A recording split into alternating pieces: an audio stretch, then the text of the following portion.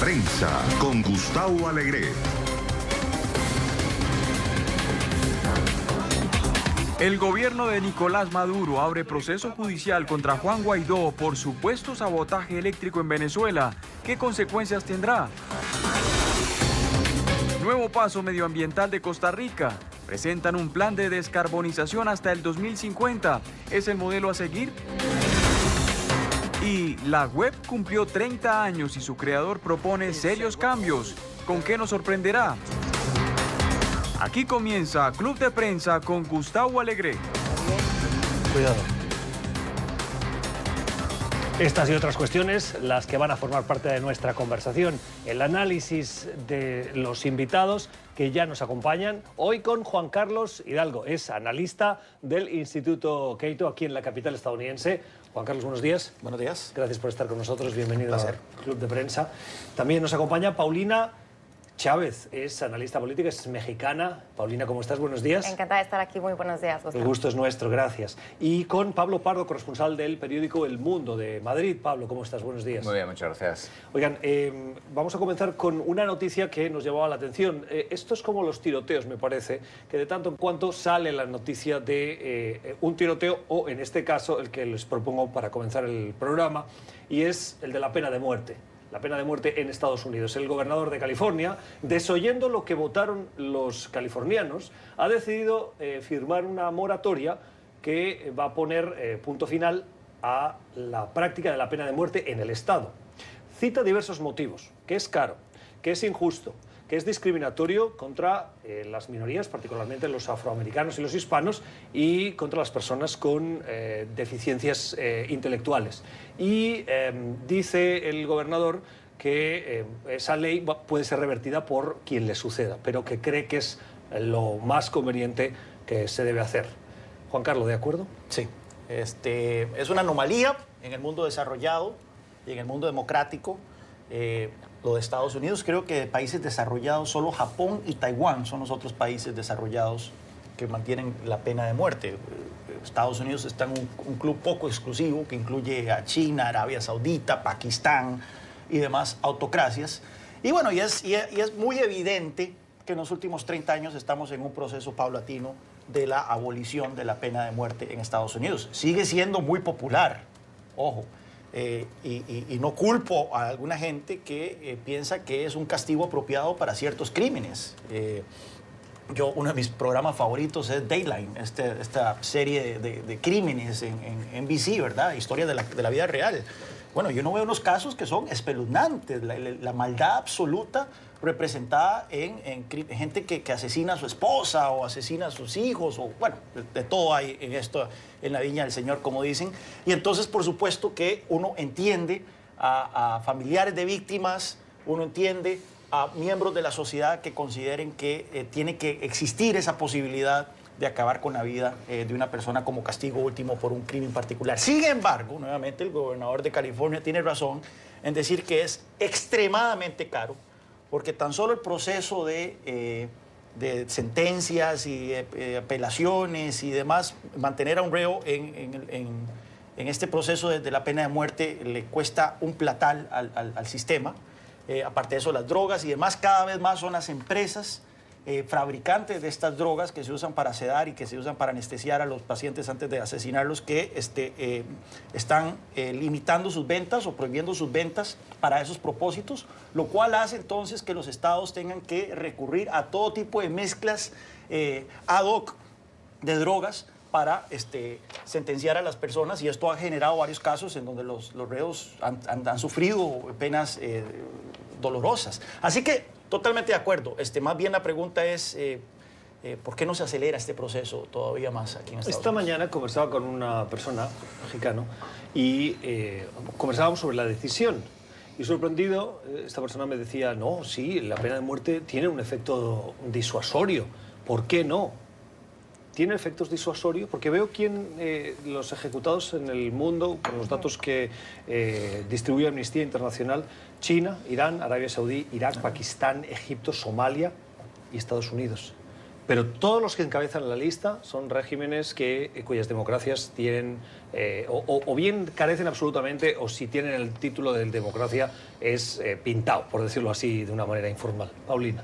Yo creo que tenemos que poner el énfasis sobre todo en el hecho de que esta decisión nos habla de que es revelador y es una decisión que habla de la congruencia de lo que hemos estado viendo en los últimos años. Como bien mencionaba Juan Carlos, el sistema criminal en Estados Unidos no es infalible, tiene muchas fallas y creo que esta es una decisión que va en el sentido de apuntar hacia la necesidad de corregir esas fallas que hemos venido viendo en los últimos días. Lo que tú señalabas sobre si es un efecto disuasorio o no, creo que es muy cuestionable porque hemos visto a reos que se mueren mientras están esperando que llegue su fecha de ejecución, precisamente por todas estas fallas que se han exhibido en el sistema judicial, en el que hay apelaciones, en el que hay no necesariamente se respetan las sentencias, en el que se van demorando y no necesariamente se llega a una conclusión satisfactoria. Creo que también hemos visto, como bien mencionaba Juan Carlos, esta situación en la cual cada vez las ejecuciones se han vuelto más caras, más difíciles y por supuesto entra todo este debate del respeto a los derechos humanos en los cuales no está claro si los reos están sufriendo excesivamente con estas drogas que no necesariamente han funcionado la primera vez, que se ha tenido que reprogramar, que se han registrado fallas, en fin. Yo creo que nos habla de una decisión congruente. Efectivamente es increíble que en pleno siglo XXI sigamos hablando de inyecciones letales, de formas de ejecutar a la gente. Creo que tendríamos que tener un sistema mucho más moderno y un sistema judicial mucho más efectivo, que efectivamente disuada a la gente de cometer errores, pero en el que también haya un castigo justo en comparación con las penas que se están cometiendo. Lo curioso del caso, me parece desde el punto de vista moral, es a mi juicio, contradicción que hay en que los estados más progresistas son los que apuestan por la eliminación de la pena de muerte o la suspensión o la moratoria y los más conservadores son los que la siguen aplicando, teniendo en cuenta, por ejemplo, que el Papa Francisco es una voz que ha clamado muchas veces para que se termine la pena de muerte. Pablo, ¿hay contradicción? Yo creo que no. Yo no sé si alguno de vosotros ha estado alguna vez en alguna cárcel en el corredor de la muerte. Yo he estado, vamos. Es bastante impresionante. Visitando, imaginamos, ¿no? Sí, visitando. No, estuve condenado allí. Hay un español condenado, ¿verdad? Sí, hay un español en Florida, Pablo Ibar se llama. Pero vamos, por ejemplo, en esta cárcel en concreto, que se llama Angola, es la mayor cárcel de Estados Unidos, está en Luisiana. Se llama Angola porque los esclavos que trabajaban allí venían de Angola. Donde más o menos el 90%, es una cárcel de trabajos forzados y es como el 95% de la población son todos negros. Todo en esa cárcel está subcontratado a una iglesia baptista. Las iglesias baptistas son muy del Antiguo Testamento, muy del Dios que castiga, etcétera, etcétera. Entonces, digamos que en cierta concepción de la religión, no estoy hablando de la religión o de la iglesia católica, pero sí que, por ejemplo, hay iglesias protestantes que tienen en este sentido una actitud muy favorable a la pena de muerte. Pero, vamos, pero como tú comentabas, sí, es cierto, el primer estado que empezó con las moratorias fue Illinois a finales de los años 90 y precisamente porque es que, además ya, bueno, siendo un poco cínicos, Estados Unidos ejecuta a la gente, pero la ejecuta muy mal. Es decir, yo me acuerdo en Angola el periodo de tiempo que pasaba, y estuve allí como en el año 2006, una persona en el corredor de la muerte hasta que lo ejecutaban eran 13 años y medio, viviendo en una celda aislado, viendo la luz del sol 3 horas a la semana, no más. Y bueno, en unas condiciones, en una celda que era pues prácticamente poco mayor que el tamaño de esta mesa donde estamos nosotros.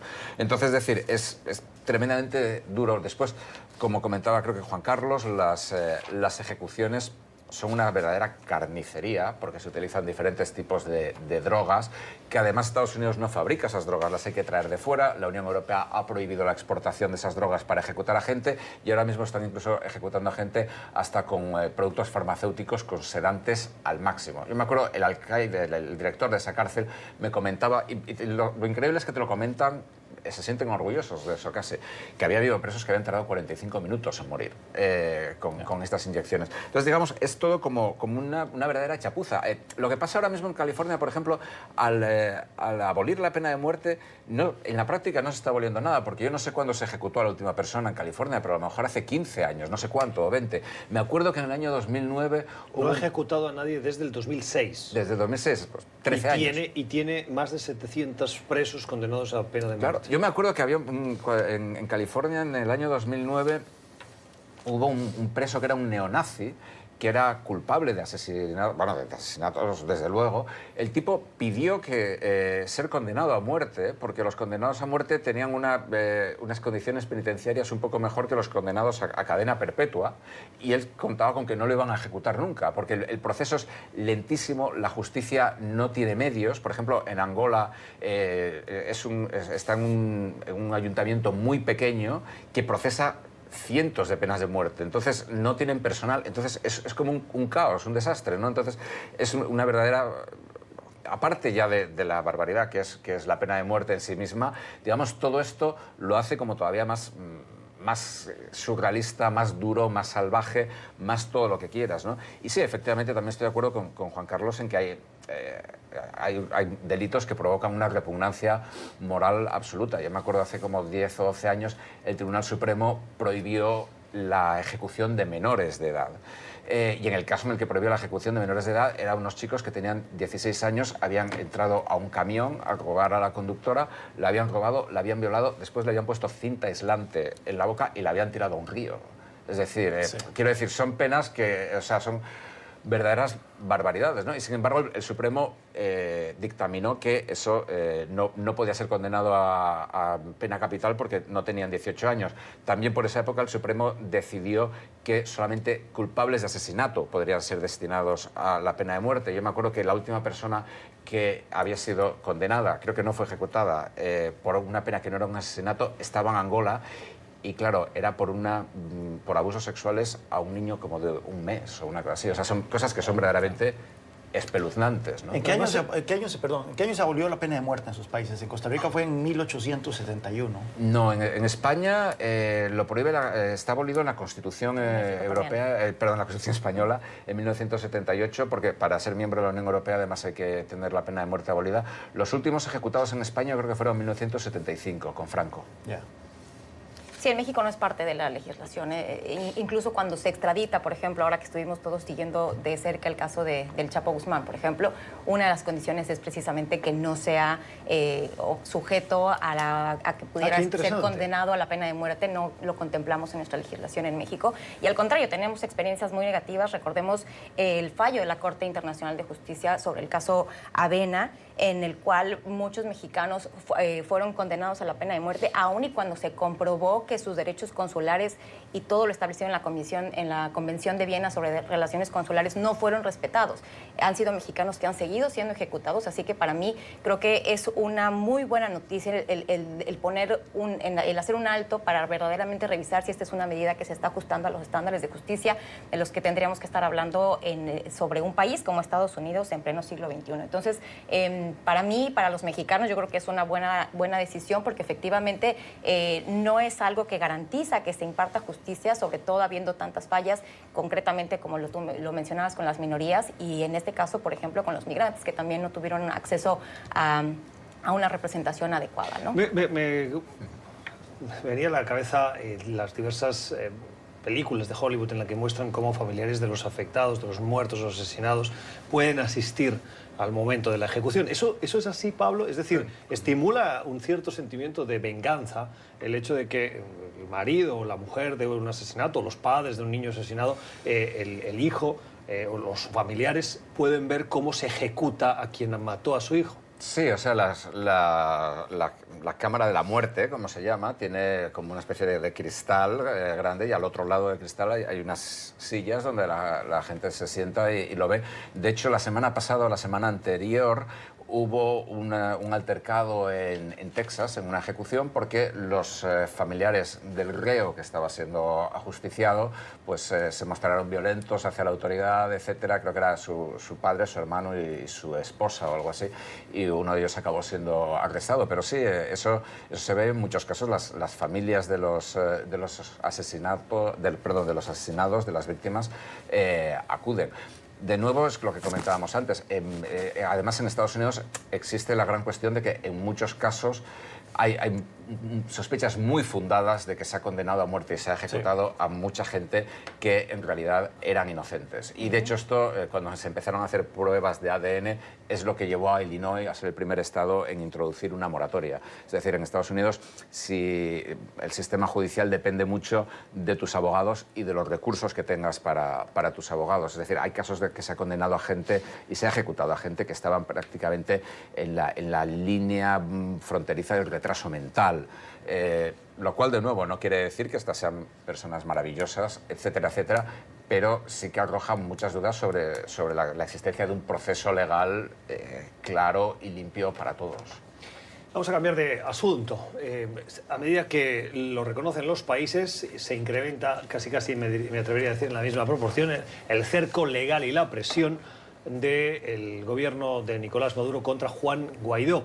En las últimas horas, el fiscal de Venezuela, el fiscal general del gobierno de Maduro, Tarek William Saab, ha abierto una investigación que implica directamente a Juan Guaidó, reconocido presidente encargado de Venezuela, por su implicación en lo que llaman 7 días de apagón que el gobierno de Maduro dice que forma parte de un ataque cibereléctrico en contra del sistema eléctrico venezolano.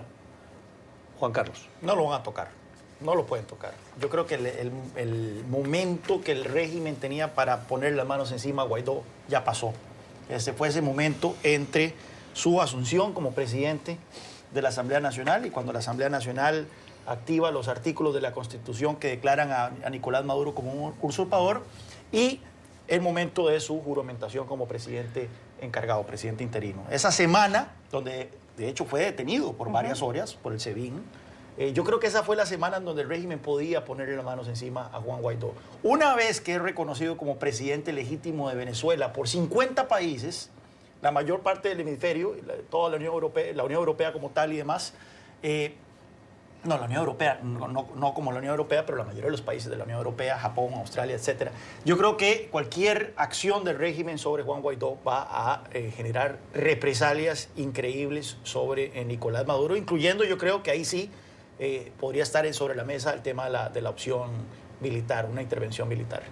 Creo, esa es mi lectura de los hechos. Yo creo que si le ponen la mano encima a Juan Guaidó, sí habría más apetito, tanto en Estados Unidos como tal vez en algunos otros países, para tomar algún tipo de acción contra el régimen de Maduro. Sí, sería yo creo que una línea roja definitivamente, que creo que el régimen de Nicolás Maduro por lo pronto no está dispuesto a cruzar. Para mí es claro, es una estrategia para comprar tiempo, únicamente tratar de disuadir los ánimos del movimiento opositor, tratar de generar esta sensación de que las víctimas son ellos y que se está intentando sabotear, que la derecha es la que está intentando sabotear las instalaciones eléctricas para hacer sufrir a los venezolanos y mandar este mensaje. Creo que no tiene ningún tipo de credibilidad estas acusaciones de parte del gobierno de Nicolás Maduro. Desde hace mucho tiempo hemos visto los reportes en los cuales se señalaba que las instalaciones eléctricas estaban pues, en un estado francamente precario por la falta de mantenimiento y por la falta de recursos y todo el saqueo que se ha llevado a cabo durante este régimen terrible. Así que creo que simplemente se está tratando de comprar tiempo y coincido que también lo que sí es que ya vemos a una Venezuela, si hemos venido diciendo que está al borde del colapso, yo creo que ya esa parte es inminente, ¿no? Al borde ya no. Al borde ya no. O sea, ya es un país que está colapsando y que creo que sí puede obligar a ya dar un paso más definitivo por parte de la comunidad internacional para salir de este impasse. ¿Pero creen ustedes en que la opción militar es una opción? Yo creo que por lo pronto no. Yo estoy en contra. Yo creo que por lo pronto no. No. La pregunta no es si estar a favor o en contra. La pregunta es si realmente creen que esa es una opción, porque a cada día que pasa queda más demostrado, y esa es la percepción que yo tengo, en que los mensajes que lanza la Administración son quisimos utilizar la opción militar como una amenaza mediática, pero no estamos avanzando. Una opción militar implica movimientos de tropas, movimientos de ubicación militar, de aviones, de barcos en las zonas próximas para apoyo a la operación terrestre. Todo eso no se está produciendo. El número de tropas utilizadas o anunciadas o filtradas intencionadamente como parte de ese teatro mediático de Bolton, 5.000, es ridículo. Cualquiera que se lo pueda imaginar. 5.000 no llegas ni a la frontera. Y el Grupo de Lima, la Unión Europea, de manera explícita, todos han dicho no es esa una opción. Y está el otro factor, que lo comentábamos el lunes. Esto podría estar creando también un moral hazard, como se dice en terminología económica, un riesgo moral, y es que mucho venezolano puede estar confiado entonces de que esto se va a resolver a través de una intervención, que van a ser los gringos los que van a venir a arreglar bueno, el eso por entorno. supuesto. Hay muchas voces dentro de Venezuela, entre los venezolanos, que dicen, por favor, intervengan. O sea, no solo que estén deseando que ocurra esta intervención, sino que no están tomando las acciones ellos que podrían acelerar la caída del régimen, precisamente porque están esperando que sean los Estados Unidos los que lo hagan. Sí, bueno, esto lo hemos hablado aquí en el programa, vamos, yo siempre coincido contigo, yo siempre he pensado que la intervención militar no está sobre la mesa. Con 5.000 soldados, o sea, para invadir y ocupar Venezuela hacen falta como poco 100.000, 200.000 soldados. 5.000 soldados queda muy bonito en un cuaderno amarillo y eso y da mucho miedo, pero Estados Unidos mandó a Granada creo que 7.000 y Granada es más pequeño que la ciudad de Washington. Y ya sabemos, hemos visto en Irak lo que pasa cuando invades un país con muy poca gente. Después el país se desintegra.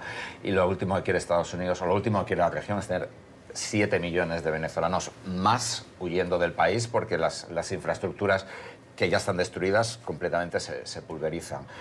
Aparte que Donald Trump ha hecho su campaña y gran parte de su política siempre es yo voy a sacar a Estados Unidos de guerras estúpidas, etcétera, etcétera, etcétera. Es decir, yo no veo una intervención, tampoco la veo porque, como tú dices, es decir, habría movimientos de tropas. O sea, por más o menos secretos o discretos que fueran, sí que se sabría que se está preposicionando tropas en Panamá, en otros sitios se están moviendo portaaviones, lo que sea. Y no está pasando absolutamente nada de eso.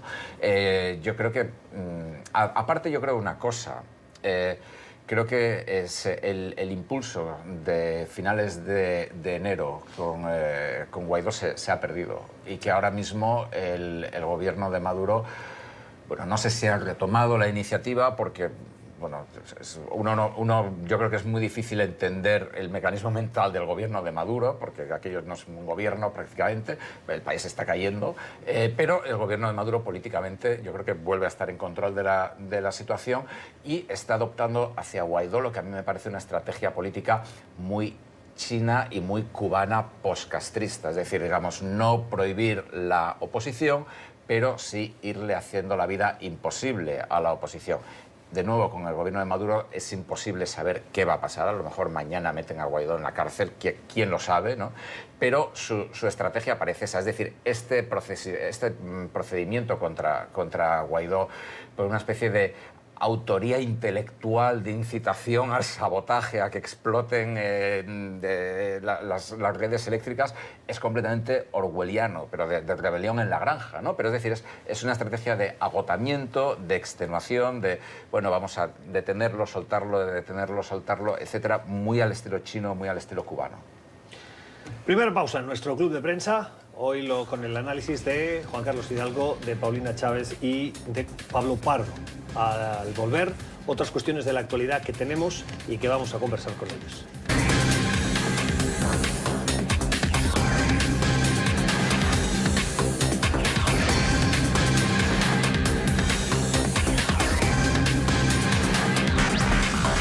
Club de Prensa con Gustavo Alegret. El gobierno de Nicolás Maduro abre proceso judicial contra Juan Guaidó por supuesto sabotaje eléctrico en Venezuela. ¿Qué consecuencias tendrá? Nuevo paso medioambiental de Costa Rica. Presentan un plan de descarbonización hasta el 2050. ¿Es el modelo a seguir? Y la web cumplió 30 años y su creador propone serios cambios. ¿Con qué nos sorprenderá? Aquí comienza Club de Prensa con Gustavo Alegre. Cuidado. Estas y otras cuestiones, las que van a formar parte de nuestra conversación, el análisis de los invitados que ya nos acompañan, hoy con Juan Carlos Hidalgo, es analista del Instituto Cato aquí en la capital estadounidense. Juan Carlos, buenos días. Buenos días. Gracias por estar con nosotros, bienvenido Placer. al Club de Prensa. También nos acompaña Paulina Chávez, es analista política, es mexicana. Paulina, ¿cómo estás? Buenos días. Encantada de estar aquí. Muy buenos días, Gustavo. El gusto es nuestro, gracias. Y con Pablo Pardo, corresponsal del periódico El Mundo de Madrid. Pablo, ¿cómo estás? Buenos días. Muy bien, muchas gracias. Oigan, vamos a comenzar con una noticia que nos llamaba la atención. Esto es como los tiroteos, me parece, que de tanto en cuanto sale la noticia de un tiroteo, o en este caso, el que les propongo para comenzar el programa, y es el de la pena de muerte. La pena de muerte en Estados Unidos. El gobernador de California, desoyendo lo que votaron los californianos, ha decidido firmar una moratoria que va a poner punto final a la práctica de la pena de muerte en el Estado. Cita diversos motivos: que es caro, que es injusto, que es discriminatorio contra las minorías, particularmente los afroamericanos y los hispanos, y contra las personas con deficiencias intelectuales. Y dice el gobernador que esa ley puede ser revertida por quien le suceda, pero que cree que es lo más conveniente que se debe hacer. Juan Carlos, ¿de acuerdo? Sí. Es una anomalía en el mundo desarrollado y en el mundo democrático. Lo de Estados Unidos, creo que de países desarrollados, solo Japón y Taiwán son los otros países desarrollados que mantienen la pena de muerte. Estados Unidos está en un club poco exclusivo que incluye a China, Arabia Saudita, Pakistán y demás autocracias. Y bueno, y es muy evidente que en los últimos 30 años estamos en un proceso paulatino de la abolición de la pena de muerte en Estados Unidos. Sigue siendo muy popular, ojo. Y no culpo a alguna gente que piensa que es un castigo apropiado para ciertos crímenes. Uno de mis programas favoritos es Dateline, esta serie de crímenes en NBC, ¿verdad? Historia de la vida real. Bueno, yo no veo unos casos que son espeluznantes, la maldad absoluta representada en gente que asesina a su esposa o asesina a sus hijos, o bueno, de todo hay en esto, en la viña del Señor, como dicen. Y entonces, por supuesto, que uno entiende a familiares de víctimas, uno entiende a miembros de la sociedad que consideren que tiene que existir esa posibilidad de acabar con la vida de una persona como castigo último por un crimen particular. Sin embargo, nuevamente, el gobernador de California tiene razón en decir que es extremadamente caro, porque tan solo el proceso de sentencias y apelaciones y demás, mantener a un reo en este proceso de la pena de muerte le cuesta un platal al sistema. Aparte de eso, las drogas y demás, cada vez más son las empresas fabricantes de estas drogas que se usan para sedar y que se usan para anestesiar a los pacientes antes de asesinarlos, que están limitando sus ventas o prohibiendo sus ventas para esos propósitos, lo cual hace entonces que los estados tengan que recurrir a todo tipo de mezclas ad hoc de drogas para sentenciar a las personas, y esto ha generado varios casos en donde los reos han sufrido penas dolorosas. Así que totalmente de acuerdo. Más bien la pregunta es, ¿por qué no se acelera este proceso todavía más aquí en Estados Unidos? Esta mañana conversaba con una persona, mexicano, y conversábamos sobre la decisión. Y sorprendido, esta persona me decía, no, sí, la pena de muerte tiene un efecto disuasorio. ¿Por qué no? ¿Tiene efectos disuasorios? Porque veo quién los ejecutados en el mundo, con los datos que distribuye Amnistía Internacional: China, Irán, Arabia Saudí, Irak, Pakistán, Egipto, Somalia y Estados Unidos. Pero todos los que encabezan la lista son regímenes cuyas democracias tienen o bien carecen absolutamente, o si tienen el título de democracia es pintado, por decirlo así, de una manera informal. Paulina. Yo creo que tenemos que poner el énfasis sobre todo en el hecho de que esta decisión nos habla de que es revelador y es una decisión que habla de la congruencia de lo que hemos estado viendo en los últimos años. Como bien mencionaba Juan Carlos, el sistema criminal en Estados Unidos no es infalible, tiene muchas fallas, y creo que esta es una decisión que marca, que va en el sentido de apuntar hacia la necesidad de corregir esas fallas que hemos venido viendo en los últimos días. Lo que tú señalabas sobre si es un efecto disuasorio o no, creo que es muy cuestionable, porque hemos visto a reos que se mueren mientras están esperando que llegue su fecha de ejecución, precisamente por todas estas fallas que se han exhibido en el sistema judicial, en el que hay apelaciones, en el que hay no necesariamente se respetan las sentencias, en el que se van demorando y no necesariamente se llega a una conclusión satisfactoria. Creo que también hemos visto, como bien mencionaba Juan Carlos, esta situación en la cual cada vez las ejecuciones se han vuelto más caras, más difíciles, y por supuesto entra todo este debate del respeto a los derechos humanos, en los cuales no está claro si los reos están sufriendo excesivamente con estas drogas que no necesariamente han funcionado la primera vez, que se ha tenido que reprogramar, que se han registrado fallas, en fin. Yo creo que nos habla de una decisión congruente. Efectivamente, es increíble que en pleno siglo XXI sigamos hablando de inyecciones letales, de formas de ejecutar a la gente. Creo que tendríamos que tener un sistema mucho más moderno y un sistema judicial mucho más efectivo, que efectivamente disuada a la gente de cometer errores, pero en el que también haya un castigo justo en comparación con las penas que se están cometiendo. Lo curioso del caso, me parece desde el punto de vista moral, es a mi juicio, contradicción que hay en que los estados más progresistas son los que apuestan por la eliminación de la pena de muerte o la suspensión o la moratoria,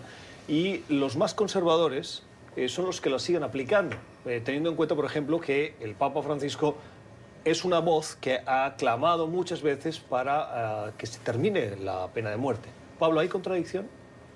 Yo creo que no. Yo no sé si alguno de vosotros ha estado alguna vez en alguna cárcel en el corredor de la muerte. Yo he estado, vamos. Es bastante impresionante. Visitando, imaginamos, ¿no? Sí, visitando. No, estuve condenado allí. Hay un español condenado, ¿verdad? Sí, hay un español en Florida, Pablo Ibar se llama. Pero vamos, por ejemplo, en esta cárcel en concreto, que se llama Angola, es la mayor cárcel de Estados Unidos, está en Luisiana. Se llama Angola porque los esclavos que trabajaban allí venían de Angola. Donde más o menos el 90%, es una cárcel de trabajos forzados, y es como el 95% de la población son todos negros. Todo en esa cárcel está subcontratado a una iglesia baptista. Las iglesias baptistas son muy del Antiguo Testamento, muy del Dios que castiga, etcétera, etcétera. Entonces, digamos que en cierta concepción de la religión, no estoy hablando de la religión o de la iglesia católica, pero sí que, por ejemplo, hay iglesias protestantes que tienen en este sentido una actitud muy favorable a la pena de muerte. Pero, vamos, pero como tú comentabas, sí, es cierto, el primer estado que empezó con las moratorias fue Illinois a finales de los años 90, y precisamente porque es que, además, ya, bueno, siendo un poco cínicos, Estados Unidos ejecuta a la gente, pero la ejecuta muy mal.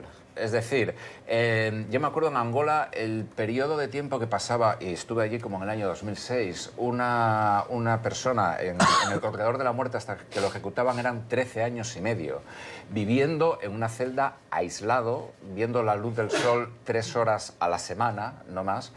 Y bueno, en unas condiciones, en una celda que era pues prácticamente poco mayor que el tamaño de esta mesa donde estamos nosotros. Entonces, es decir, es tremendamente duro. Después, como comentaba creo que Juan Carlos, las ejecuciones son una verdadera carnicería, porque se utilizan diferentes tipos de drogas, que además Estados Unidos no fabrica esas drogas, las hay que traer de fuera. La Unión Europea ha prohibido la exportación de esas drogas para ejecutar a gente, y ahora mismo están incluso ejecutando a gente hasta con productos farmacéuticos con sedantes al máximo. Yo me acuerdo, el alcaide, el director de esa cárcel, me comentaba, y lo increíble es que te lo comentan, se sienten orgullosos de eso casi, que había habido presos que habían tardado 45 minutos en morir con estas inyecciones. Entonces, digamos, es todo como una verdadera chapuza. Lo que pasa ahora mismo en California, por ejemplo, al abolir la pena de muerte, en la práctica no se está aboliendo nada, porque yo no sé cuándo se ejecutó a la última persona en California, pero a lo mejor hace 15 años, no sé cuánto, o 20. Me acuerdo que en el año 2009... No ha ejecutado a nadie desde el 2006. Desde el 2006, pues 13 años. Y tiene más de 700 presos condenados a pena de muerte. Claro, yo me acuerdo que había en California en el año 2009 hubo un preso que era un neonazi que era culpable de asesinatos, bueno, de asesinatos desde luego, el tipo pidió que ser condenado a muerte, porque los condenados a muerte tenían unas condiciones penitenciarias un poco mejor que los condenados a cadena perpetua, y él contaba con que no lo iban a ejecutar nunca, porque el proceso es lentísimo, la justicia no tiene medios. Por ejemplo, en Angola está en un ayuntamiento muy pequeño que procesa cientos de penas de muerte, entonces no tienen personal, entonces es como un caos, un desastre, ¿no? Entonces es una verdadera,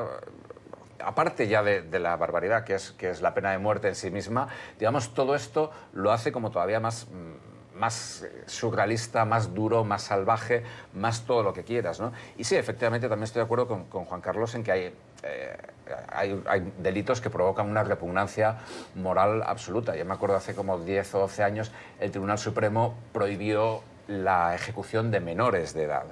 Y en el caso en el que prohibió la ejecución de menores de edad, eran unos chicos que tenían 16 años, habían entrado a un camión a robar a la conductora, la habían robado, la habían violado, después le habían puesto cinta aislante en la boca y la habían tirado a un río. Es decir, sí, quiero decir, son penas que, o sea, son verdaderas barbaridades, ¿no? Y sin embargo el Supremo dictaminó que eso no podía ser condenado a pena capital porque no tenían 18 años. También por esa época el Supremo decidió que solamente culpables de asesinato podrían ser destinados a la pena de muerte. Yo me acuerdo que la última persona que había sido condenada, creo que no fue ejecutada, por una pena que no era un asesinato, estaba en Angola. Y claro, era por abusos sexuales a un niño como de un mes o una cosa así. O sea, son cosas que son verdaderamente espeluznantes, ¿no? ¿En qué año se abolió la pena de muerte en sus países? En Costa Rica fue en 1871. No, en España lo prohíbe, está abolido en la Constitución europea, perdón, la Constitución española en 1978, porque para ser miembro de la Unión Europea además hay que tener la pena de muerte abolida. Los últimos ejecutados en España creo que fueron en 1975, con Franco. Ya. Sí, en México no es parte de la legislación. Incluso cuando se extradita, por ejemplo, ahora que estuvimos todos siguiendo de cerca el caso del Chapo Guzmán, por ejemplo, una de las condiciones es precisamente que no sea sujeto a que pudiera ser condenado a la pena de muerte. No lo contemplamos en nuestra legislación en México. Y al contrario, tenemos experiencias muy negativas. Recordemos el fallo de la Corte Internacional de Justicia sobre el caso Avena, en el cual muchos mexicanos fueron condenados a la pena de muerte, aun y cuando se comprobó que sus derechos consulares y todo lo establecido en la Convención de Viena sobre relaciones consulares no fueron respetados.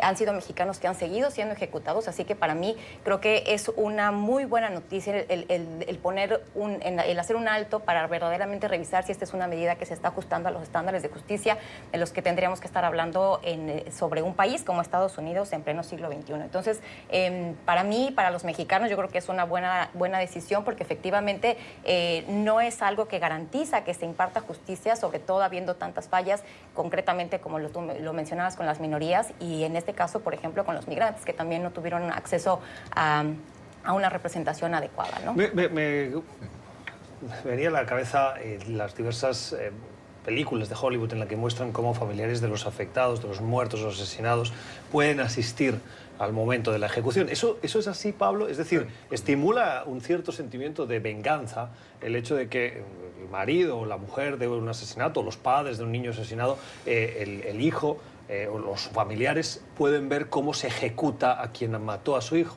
Sí, o sea, la cámara de la muerte, como se llama, tiene como una especie de cristal grande y al otro lado del cristal hay unas sillas donde la gente se sienta y lo ve.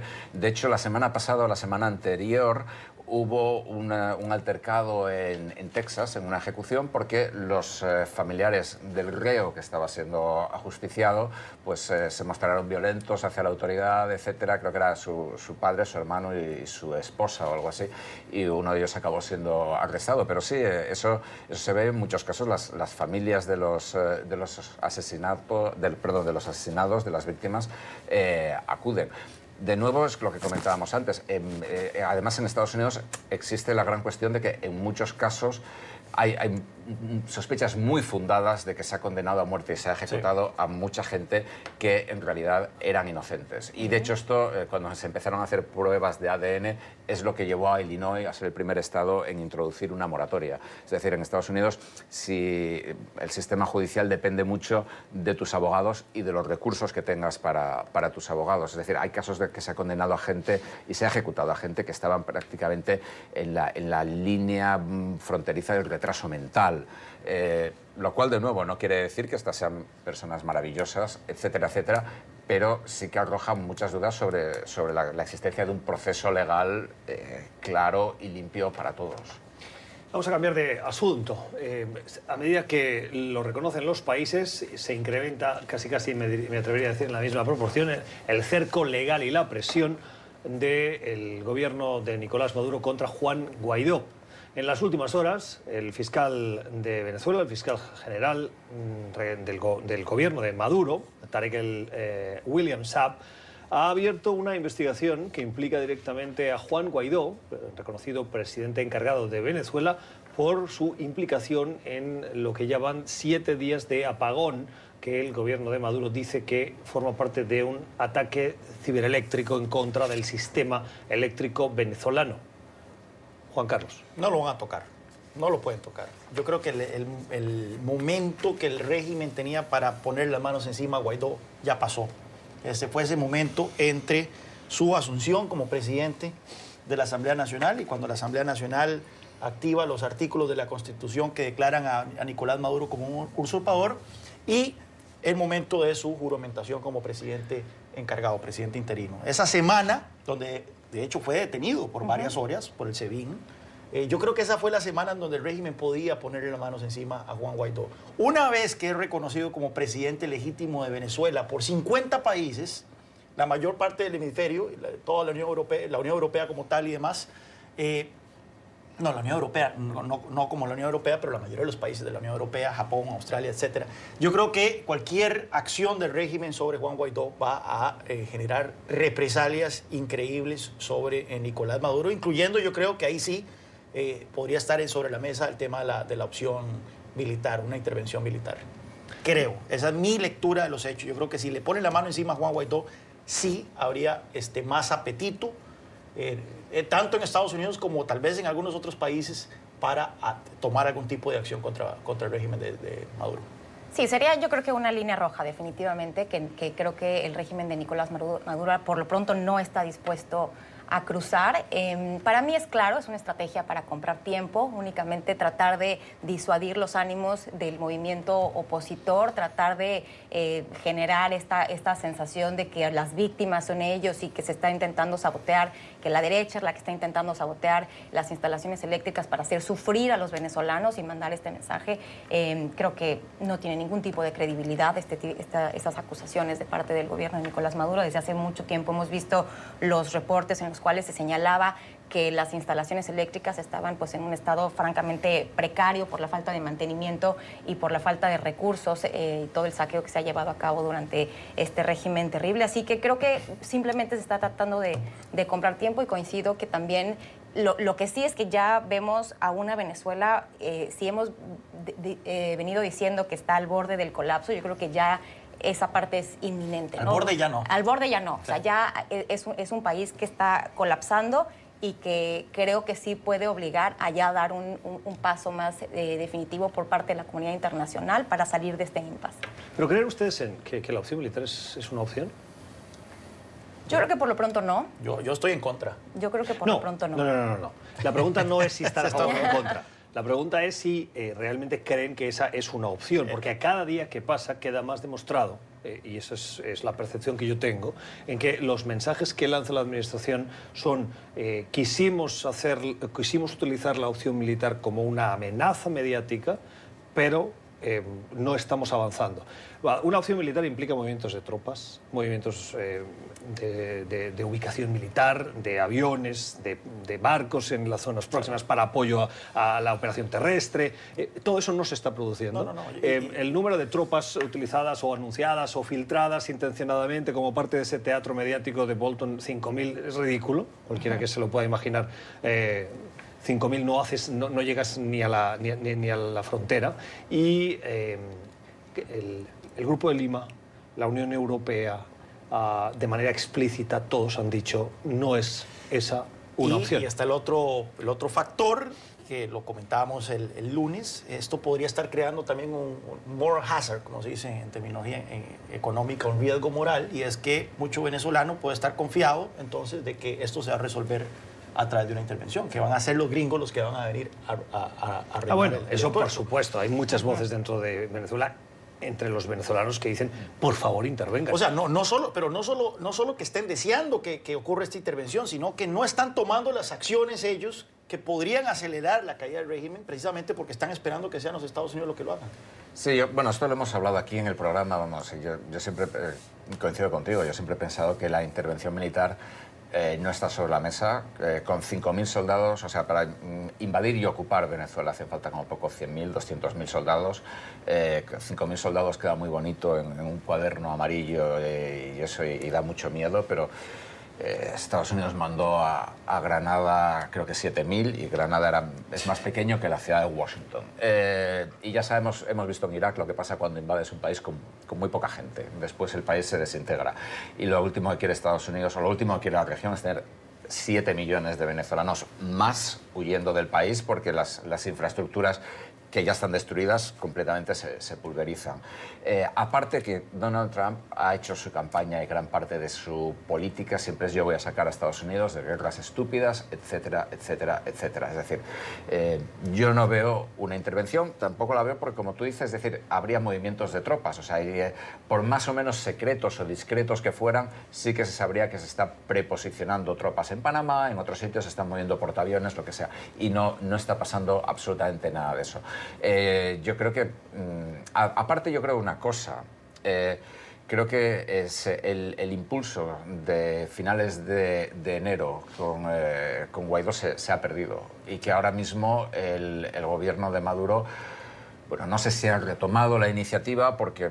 Bueno, yo creo que es muy difícil entender el mecanismo mental del gobierno de Maduro, porque aquello no es un gobierno prácticamente, el país está cayendo, pero el gobierno de Maduro políticamente yo creo que vuelve a estar en control de la situación y está adoptando hacia Guaidó lo que a mí me parece una estrategia política muy china y muy cubana postcastrista, es decir, digamos, no prohibir la oposición, pero sí irle haciendo la vida imposible a la oposición.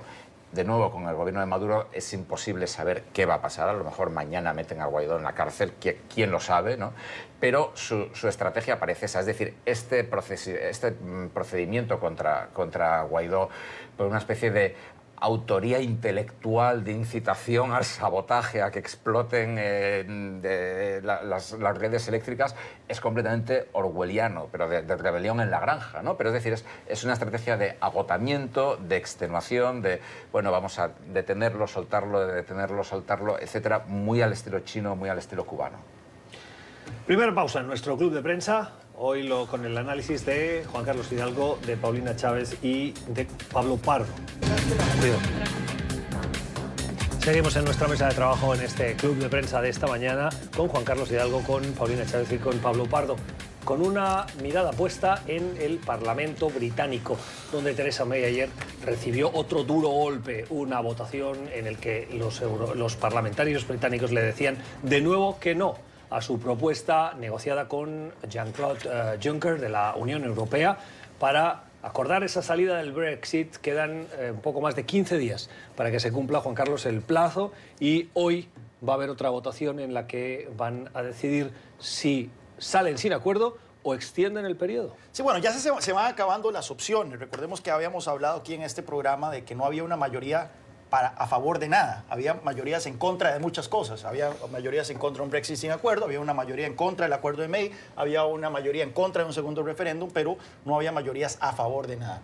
Ya sabemos de que la opción que prefería el Partido Laborista, que era convocar a una elección nueva, se desechó, como cuando perdió Jeremy Corbyn su voto de desconfianza sobre Theresa May. Ya sabemos que el acuerdo que negoció Theresa May no tiene futuro, por más arreglos que se le hayan hecho, principalmente el tema de la salvaguarda irlandesa, que establece que el Reino Unido estaría obligado a permanecer en una unión aduanera con el resto de la Unión Europea, hasta el tanto se descifre una manera de poder tener una frontera sin trabas, una frontera transparente, como se dice, entre la República de Irlanda y Irlanda del Norte. Hoy se va a votar sobre el Brexit sin acuerdo, una mayoría parlamentaria va a votar en contra de eso. Mañana probablemente entonces haya otro voto para pedirle una extensión a la Unión Europea del artículo 50, que es el artículo que se invocó y que establece que para el 29 de marzo el Reino Unido va a salir sí o sí de la Unión Europea. Aquí la cuestión es la siguiente: ¿cuánto se le va a pedir? Eso es muy probablemente que el Parlamento vote a favor de esa extensión. La pregunta es si la Unión Europea va a aceptar. Es probable que acepte. La perspectiva de un Brexit sin acuerdo también es muy negativa para la Unión Europea. La pregunta es: ¿una extensión para qué y por cuánto? Porque obviamente la clase política británica... Hasta junio, tengo entendido. Finales de mayo, de hecho, porque a finales de mayo son las elecciones al Parlamento Europeo. Y lo que no se puede hacer, digamos, que los británicos voten en unas elecciones al Parlamento Europeo y a los 2 meses se vayan. No, y sus escaños ya fueron repartidos en los otros países. Entonces, hay cuestiones logísticas terribles. Sí. Pero la pregunta es: ¿una extensión para qué? No hay en la clase política británica un acuerdo sobre cómo debería verse Brexit. Claramente, la visión de Theresa May no tiene futuro. Yo pensaría de que la primera ministra debería renunciar. Claramente, las líneas rojas que ella puso sobre la mesa de cómo debería verse Brexit no tienen apetito en la clase política británica y debería ser otro primer ministro o primera ministra la que se siente a negociar con Bruselas. El problema ahí es que la alternativa dentro del Partido Conservador, que es el partido que todavía cuenta con la mayoría parlamentaria, la alternativa a Theresa May es Boris Johnson, es decir, un Brexiteer duro. De los que quieren más bien la salida sin acuerdo. Entonces, ¿cómo hacer redondo este cuadrado? No lo sabemos. Lo que sí creo yo es que la alternativa menos peor, si se puede decir, que sería tremendamente traumática para la democracia británica, es tener un segundo referéndum. Yo creo que cada vez más eso es lo único que queda. ¿Se imaginan que tienen que votar para las elecciones europeas y que el voto de los británicos, del Reino Unido en general, fuera masivo? ¿Qué mensaje lanzaría eso también en el momento de la negociación del Brexit? No sé, yo estuve hace 2 semanas en Londres y fui ahí a Parliament Square, donde había protestas a favor y en contra. Y uno no puede negar de que una gran porcentaje de la población británica está a favor de Brexit y quiere un Brexit duro incluso. Sí, las bases conservadoras están completamente a favor del Brexit. Y el cántico que ellos tenían era: ya nosotros ganamos. O sea, ya hubo un voto, nosotros ganamos en Buena Lid. Buena Lid es cuestionable, pero bueno, ganaron. Y ahora tiene que cumplirse el mandato popular. Y bueno, y entonces hacer un segundo referéndum. ¿Y qué pasa si gana el permanecer en la Unión Europea? ¿Qué pasa con esos 45% de la población o más que quieren un Brexit? Vean ustedes una estadística: 2 millones de británicos se registraron a votar para ese referéndum, y eran 2 millones de británicos que tenían décadas de no votar o no participar en procesos democráticos dentro del Reino Unido. Y casi que el 98% votaron a favor de Brexit. O sea, es gente que no cree mucho en el sistema, se apuntó al sistema para votar en este referéndum, y si el sistema le rechaza su voluntad, eso va a crear una caja de Pandora. Va a abrir una caja de Pandora para el futuro muy Paulina. Bueno, pero también habrá mucha gente que haya votado por salir de la Unión Europea sin tener verdaderamente los elementos y las consecuencias tan claras como lo estamos viendo ahora en esta etapa en la que claramente no hay disposición y voluntad política para salir de este limbo en el que estamos. No me deja de sorprender los alcances de esta crisis autoinfligida que pasó después de esta votación en el referéndum.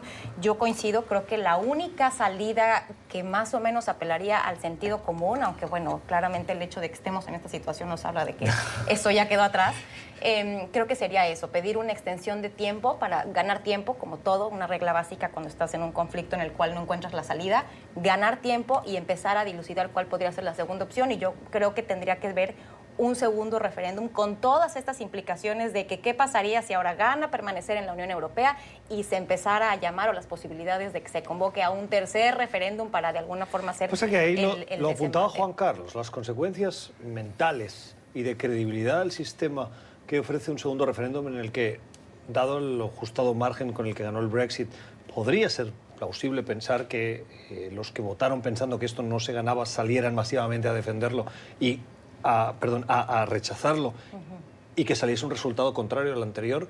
Dejarían una secuela en muchos británicos, decir, oiga, aquí se vota y como que los políticos no les gusta, me la montan para... Se pregunta hasta obtener la respuesta correcta. Sí, claro, se hace a la medida. Por supuesto que es una situación sumamente compleja, lo que mencionaba Juan Carlos sobre estas condiciones que se están generando, particularmente con lo que pasa en la República de Irlanda e Irlanda del Norte. Creo que sería una catástrofe que se saliera sin acuerdo y se dejaran en el limbo estas situaciones que podrían desatar violencia y más conflictos en la región. Cerramos con Pablo. Sería seguir el modelo colombiano de acuerdos de paz, ¿no?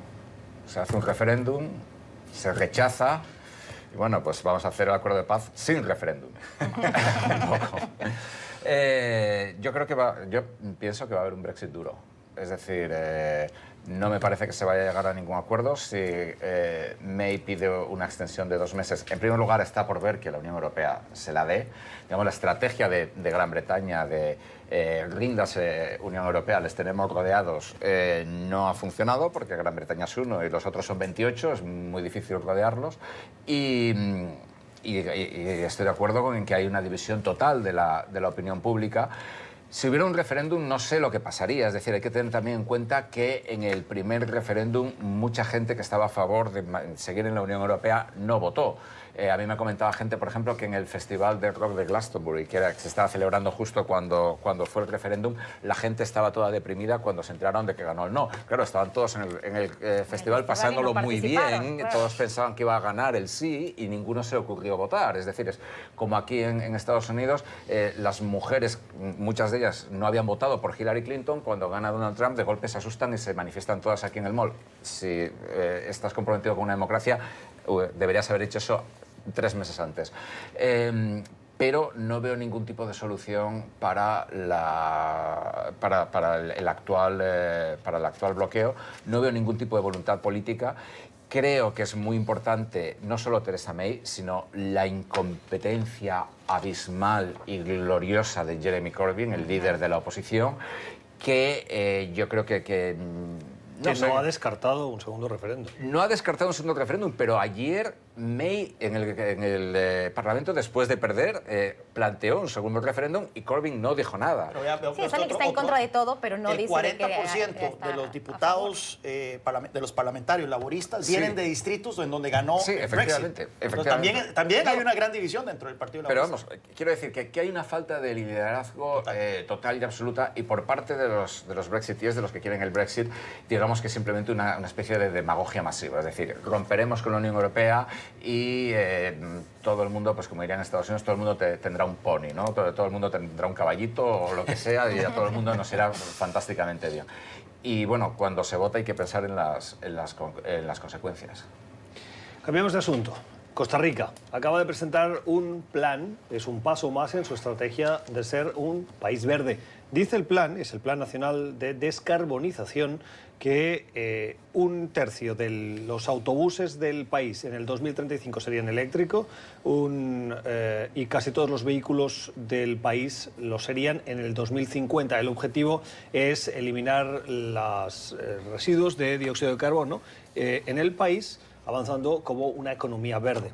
Miren, y ya te doy la palabra como buen tico que eres, Juan Carlos, pero cuando yo hablo con personas que manejan la cuestión del sector eléctrico, el sector energético, me dicen Tesla, los vehículos eléctricos en general, eso es una fantasía, porque tú cargas tu vehículo eléctrico y no produces CO2 en ese momento, pero es que esa electricidad se ha producido a 50, 60, 100 kilómetros en una planta de consumo de carbón, y eso está generando más polución que los vehículos que alimentan. Sí. En Costa Rica no tenemos ese problema, entre comillas, puesto que el 95% de la electricidad ya es generada mediante fuentes renovables. ¿Qué son? Que es fuentes hidroeléctricas, principalmente, geotermia, hidroeléctricas, fuentes eólicas y demás. Ahora bien, tenemos una electricidad muy cara también por la ineficiencia del monopolio estatal en ese campo. Pero claramente, si vamos a pasar todo el sector automovilístico y de transporte de carga y demás a la electricidad, eso significa que va a aumentar la demanda por electricidad y habrá que ver de dónde sacamos más electricidad de fuentes que sean compatibles con este objetivo de la descarbonización. Mira, esto de la descarbonización es una gran venta de humo de Carlos Alvarado. A él le encanta salir en portadas, en noticias en el New York Times. Bueno, esto no sería exclusivo de Alvarado, me parece. No. Yo creo que de todos los políticos. Fue a Davos, me llama la atención porque fue a Davos a presentar su plan de descarbonización y salió la nota que andaba en un SUV, ¿verdad? Por todo Davos, presentando su plan de descarbonización. Y esta nota Oiga, que salió ayer... Eso qué demagogia, qué malo es usted. No, pero es ¿Cómo que... se tenía que desplazar en Davos Bueno, a esas pero un carro temperaturas? eléctrico, entonces. En bicicleta. No hay carros eléctricos en Davos. Una cosa, Davos es diminuto. Tú en Davos puedes caminar de un sitio a otro. Yo he ido 5 veces a Davos. Bueno, pero ¿cuánto estaban en Davos? Pero bueno, pero un carro eléctrico, por lo menos, que sea Pero consistente las con temperaturas son heladas. Pero carro eléctrico. Oiga, Carro es que eléctrico. yo entiendo que usted le critique, pero no le Mira, critique pero vea por qué ir en un interesante. SUV porque es lo Vea qué normal. interesante. Una de las cosas curiosas de Davos como periodista es que tú vas caminando por la calle, eso sí, cubierto, completamente envuelto en ropa, y te encuentras con Bill Gates en la esquina. O con gente así, es decir, que vamos, que Vea podría ir. Aunque el clima sea diferente de Costa Rica, vamos. Vea qué interesante, época pero del esa año. nota que salió en el New York Times es muy irónica, por cierto, y termina diciendo que ojalá que a Costa Rica le convendría que que los otros países no lo copien en su plan de descarbonización, porque eso significaría que 3 millones de turistas dejarían de venir al país por avión, que llegan y dejando una huella de carbón enorme. Yo me leí las 102 páginas del plan de descarbonización y llama la atención porque en ninguna parte dice cuánto va a costar. Y eso yo creo que es pecata, o sea, no es pecata minuta para un país como Costa Rica, que no es un país desarrollado, y con el agravante de que en este momento Costa Rica tiene 12% de desempleo, tiene una de las tasas de crecimiento económico más bajas en 60 años, tiene una economía que se está desacelerando, tiene todavía un seriosísimo problema fiscal con una deuda que ya anda por el 55% del Producto Interno Bruto y un sistema de pensiones estatal que está proyectado a quebrar en el 2030. Yo creo que las energías del presidente deberían estar más enfocadas en resolver esos problemas que son mucho más puntuales que tratar de abolir el uso de combustibles fósiles en el 2050 en un país que es responsable del 0.02% de las emisiones de CO2 globales. Yo creo que las prioridades del presidente claramente no están alineadas con la necesidad del ¿Cuál país. es la principal industria de Costa Rica? Turismo. Y con este plan, ¿no es una gran campaña de promoción turística sin serlo? Ya el país está bien posicionado en materia turística. No, lo digo porque Pablo con la estuvo ahí atracción de recientemente. turistas generas economía productiva, Y economía real. generas emisiones de ingreso. carbón porque los turistas no llegan en panga. Claro, pero al menos el tema de las pensiones lo tienes Pero vea qué un interesante. poquito solucionado. Vea qué interesante. Costa Rica, más del 90%, toda su imagen verde, más del 90% de las aguas negras de Costa Rica van a los mares sin ningún tipo de tratamiento. Yo creo que sería mucho mejor que el gobierno se enfocase en eso, por ejemplo, que en tratar de abolir el uso de combustibles fósiles. para Bueno, el pero aquí 2050. estás hablando Brevemente, como... Paulina y Pablo. Perdón, simplemente rápido, estaríamos hablando como si el gobierno únicamente se pudiera ocupar de una o dos temas como sus prioridades. Yo creo que lo que no podemos negar es que el cambio climático es un asunto que está ahí, que está en la agenda de la mayoría de los países en el mundo. Todos hemos sufrido los estragos de los climas extremos, de las heladas, de los fenómenos meteorológicos que están afectando a diferentes lo que haga lugares. o deje de hacer Costa Rica no va a detener el cambio No, pero climático. creo que es un tema que vale la pena abordarse y empezar a dilucidar cómo se puede contrarrestar los efectos del cambio climático. Costa Rica, si bien quizá no sea el líder o el país que todo el mundo va a seguir, creo que marca una tendencia positiva en el sentido de que tiene que ser una prioridad en la agenda de cualquier gobierno. Sí, yo estoy de acuerdo con Paulina. Creo que, o sea, por un lado estoy de acuerdo con Juan Carlos en el sentido de que los coches... Tenés que escoger. No, los coches eléctricos, o contigo, vamos, Gustavo, los Lo ves coches hasta conmigo, Con está los tres. chaquetero. Incluso hasta todo mundo España está le de llamaríamos chaquetero. Estoy de acuerdo con todo. Es que hoy estoy en campaña electoral.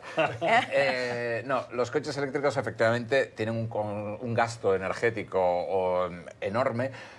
No solamente porque consumen electricidad, que se hace en muchos casos con combustibles fósiles, sino también por lo que cuesta fabricar un coche eléctrico, con lo que cuestan las baterías, etcétera. Se consume muchísima energía y además requiere minerales muy especializados. También otra cosa, la principal fuente de emisión de CO2 por lo que es el carbón, no es el petróleo, aunque nos guste echar la culpa a las petroleras sobre todo.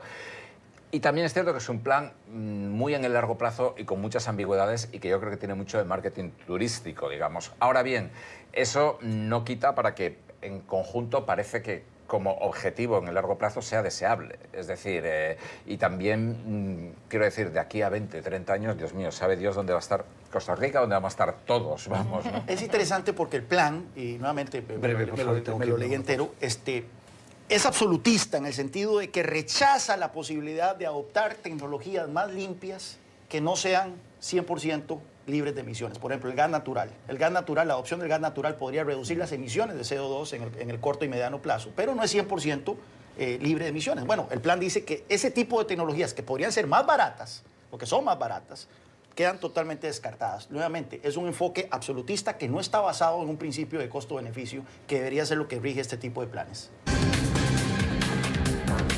Padres, artistas, empresarios, muchos implicados en esta operación del FBI que ha desvelado una organización criminal para el pago de sobornos y garantizar que hijos de familias adineradas en Estados Unidos puedan acceder a universidades de prestigio tales como Stanford o Georgetown, aquí en la capital estadounidense.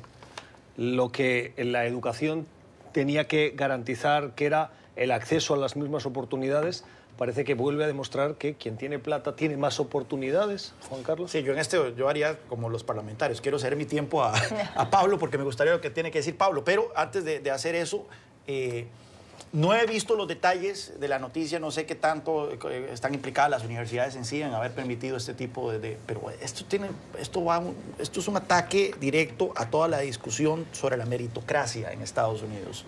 El otro día Fareed Zakaria cuando murió el presidente Bush padre, tuvo un artículo de opinión muy oportuno en el Washington Post sobre los peligros de la meritocracia y cómo hay una obsesión por parte de cierta clase, la clase dominante en Estados Unidos por títulos universitarios y por posiciones, y que una vez que llegan al poder se sienten con derecho, ¿verdad?,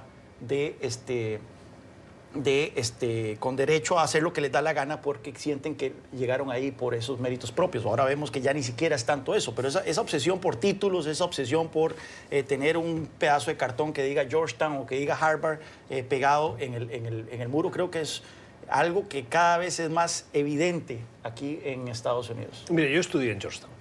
Ah, bueno, eso. Y le digo una cosa. No, le quiero contar una cosa. No sé si tenía como parte de las motivaciones que me llevaron a la universidad, a esa universidad, el tener algo que pusiese Georgetown o no. Pero la experiencia, no tanto lo que las clases me enseñaron, sino la experiencia de la vida en el campus, con el acceso a secretarios de Estado, exsecretarios de Estado, figuras que realmente aportaban con su propio pensamiento, escritores de libros.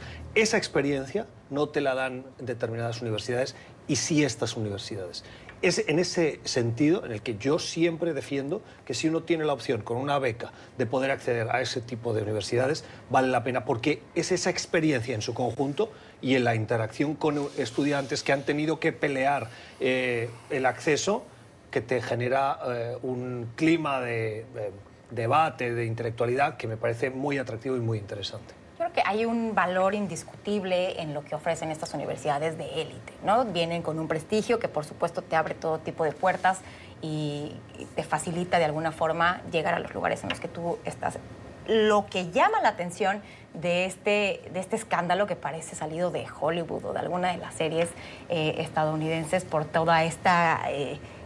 de este drama de que hay actrices, hay empresarios, hay personalidades muy, muy relevantes y prominentes metidos en esto, nos habla de una descomposición, yo creo, porque a diferencia de lo que hemos visto en otras ocasiones, en lo que parecería que sería lo normal, hablando de estudiantes y universidades que son los propios estudiantes los que buscan tener algún tipo de ventaja, comprar el examen, etcétera, este tipo de trampas que pues todos hemos visto, son los padres los que en realidad están buscando comprar el acceso de sus hijos, sabiendo, yo creo, que no tienen los méritos necesarios, ni los conocimientos necesarios, ni las aptitudes necesarias para ganarse un lugar por ellos mismos. Entonces, nos hablas de una descomposición en ese primer sentido, ¿no? En lugar de que los padres alienten o faciliten los recursos para que sus hijos puedan de alguna forma superarse por sí mismos, lo hacen a través de una compra, comprando el acceso a las universidades, ¿no? Eso por una parte.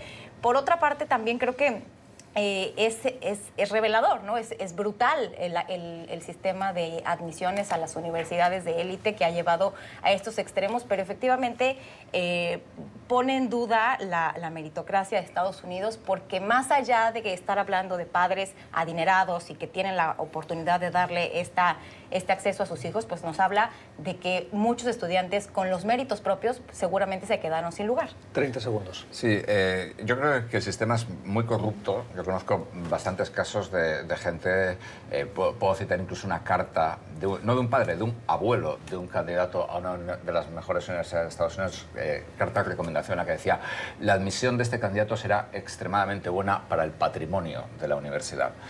Fue admitido en 5 universidades. Y luego eligió en cuál se iba. Y creo que además los títulos... O sea, pero eso es transparente, ¿no? Desde bueno, ese punto de no es vista... transparente, porque yo lo vi porque sabía gente que trabajaba en el sistema de admisiones de la universidad. La universidad nunca lo hizo público eso, ni esa ni las otras 4. Bueno, pero es legal.